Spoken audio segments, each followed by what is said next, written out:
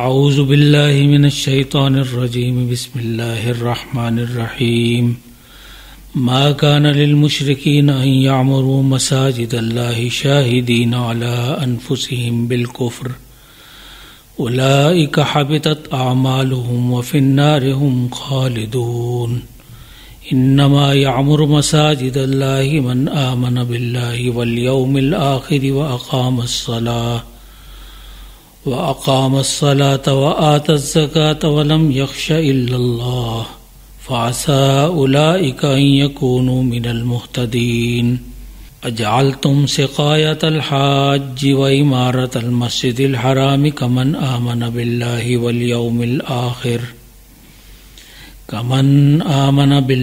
واليوم الآخر وجاهد في سبيل الله لا يستوون عند الله واللہ لا يهدي القوم الظالمین صدق اللہ العظیم۔ مشرکوں کا یہ کام نہیں کہ وہ اللہ کی مسجدوں کو آباد کریں، وہ تو خود اپنے آپ پر کفر کی شہادت دے رہے ہیں۔ یہی وہ لوگ ہیں جن کے سب اعمال ضائع ہو گئے اور وہ ہمیشہ دوزخ میں رہیں گے۔ اللہ کی مساجد کو آباد کرنا تو اس کا کام ہے جو اللہ پر اور آخرت کے دن پر ایمان لائے، نماز قائم کرے، زکوٰۃ ادا کرے اور اللہ کے سوا کسی سے نہ ڈرے۔ امید ہے کہ ایسے ہی لوگ ہدایت یافتہ ہوں گے۔ کیا تم نے حاجیوں کو پانی پلانے اور مسجد حرام کو آباد کرنے کو اس شخص کے کام کے برابر بنا دیا جو اللہ پر اور آخرت کے دن پر ایمان لائے اور اللہ کی راہ میں جہاد کرے؟ اللہ کے نزدیک یہ برابر نہیں ہو سکتے اور اللہ ظالموں کو سیدھی راہ نہیں دکھاتا۔ زیر مطالعہ آیات کے 4 موضوعات ہیں جو باہم مربوط و منسلک ہیں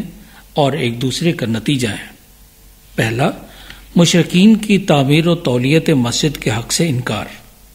دوسرا، مشرکین کا خود اپنے شرک پر گواہی کے اعمال۔ اور تیسرا، مساجد کی تعمیر و تولیت کے اصل حقدار اور ان کے اعمال و کردار۔ اور چوتھا، تمام اعمال کا دار و مدار۔ مساجد کی حیثیت اللہ ذوالجلال والاکرام کے گھر کی ہے جو کائنات کی ہر مخلوق کا معبود و مسجود واحد ہے، اور اس کا اعلان و حکم ہے کہ ان مساجد میں سوائے اس کی عبادت اور ذکر کے کچھ اور کام نہیں ہو سکتا۔ اب ایسے لوگ جو اس کی توحید کو نہ مانتے ہوں یا اس کے ساتھ دیوی دیوتاؤں، بتوں، بزرگوں کو بھی خدائی کے درجے پر مانتے اور امور کائنات میں تصرف کا مختار سمجھتے ہوں، خدائے واحد کے احکام کے الگ اقدامات و اعمال و افعال کرتے ہوں، کیسے ممکن ہے کہ ان مساجد یعنی الہ واحد کے گھروں اور عبادت گاہوں پر ان کو انتظامی امور پر مامور کر دیا جائے یا رہنے دیا جائے؟ یہ مشرکین کعبہ میں 360 بتوں کو پوجتے، دیوی دیوتاؤں کی تصویریں لٹکاتے، برہنہ طواف کرتے، تالیاں پیٹتے، سیٹیاں بجاتے، خون لتھیڑتے، گانا بجانا کرتے اور فحاشی کا ہر عمل سر انجام دیتے، اور بذام خود اس کی تولیت کا دعویٰ بھی کرتے اور اسے اپنا نیک عمل گردانتے۔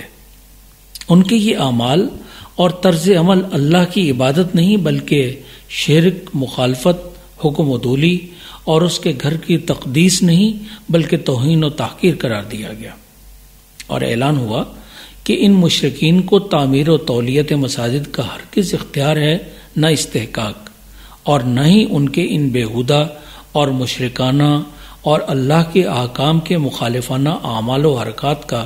انہیں کوئی بدلہ اور جزا ملے گی، کہ وہ آخرت کو تو مانتے ہی نہیں، اس کا انکار کرتے اور لوگوں کو گمراہ کرتے ہیں، اور جزا اور سزا تو آخرت کے دن ہی ہوگی۔ غلبہ اسلام کے بعد یہ ممکن نہ تھا کہ ان مشرکوں اور ظالموں کے سپرد کعبۃ اللہ اور دیگر مساجد کی تولیت و خدمت و تعمیر کا کام رہنے دیا جائے، لہذا ان کی اجارہ داری ختم کرنے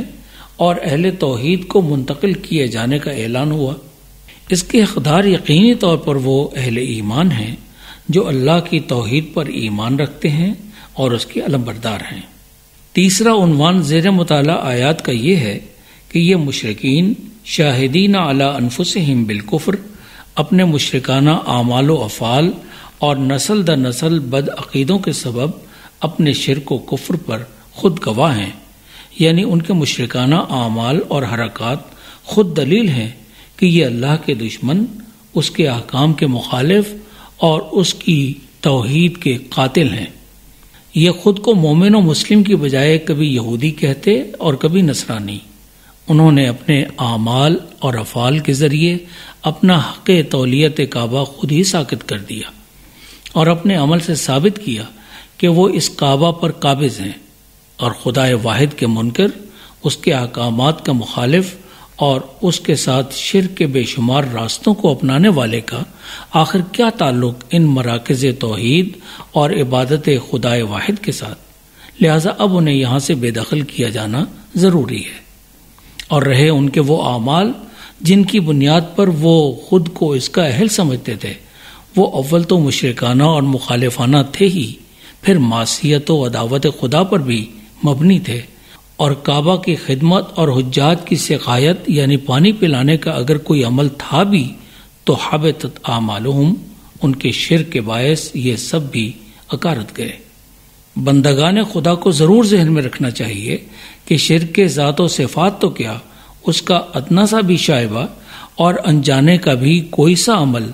ان کے سب اعمال حسنہ کو ضائع کرنے کا سبب بنتا ہی ہے۔ یوں شرک کے ذریعے بندگان خدا اپنے پروردگار واحد پر بھی ظلم کرتے ہیں اور خود اپنے اوپر بھی۔ وہ جان لیں کہ توبہ و استغفار سے ہر گناہ معاف ہو سکتا ہے، شرک ہرگز نہیں۔ دوسرا یہ کہ نیکی کا ہر اجر منحصر ہے اللہ و رسول پر ایمان اور آخرت کے دن پر پختہ یقین پر۔ اگر یہ نہیں تو ایسے اعمال خواہ کتنے ہی زیادہ ہوں، ان کی 2 کوڑی کی نہ قیمت ہے، نہ فائدہ اور نہ کوئی اجر و ثواب۔ چوتھی بات یہ واضح کی گئی کہ تعمیر و تولیت مساجد کے اصل حقدار وہ اہل ایمان ہیں جو اللہ اور رسول پر اور آخرت کے دن پر ایمان رکھتے ہوں، نماز قائم کریں، زکوٰۃ ادا کریں اور اللہ کے سوا نہ کسی انسان سے خوف کھائیں، نہ حالات سے، نہ مصلحت و مفاد کا شکار ہوں، نہ کسی طاقتور کے رعب میں آئیں، نہ کسی بزرگ کے غلام ہوں، نہ کسی ستارے کے پیروکار بنیں، نہ کسی عقیدے اور رسم و رواج اور آباء و اجداد کے طریقے کے اسیر ہوں۔ سیدھے، سچے، پکے اور مخلص اللہ کے بندے، اسی پر کامل اور مستحکم ایمان اور اس کی توحید کا اقرار کرنے والے ہوں، اپنے قول و عمل سے اس کے ساتھ محبت و وفاداری اور بندگی کا عملی اظہار کریں۔ ایسے لوگ نہ صرف تعمیر و تولیت مساجد کے حقدار و اہل ہیں بلکہ یہی ہدایت و سلامتی کے راستوں سے فیض یاب ہوں گے۔ This program is the sole property of Pakistan Broadcasting Corporation, Islamabad. Piracy in this regard is illegal.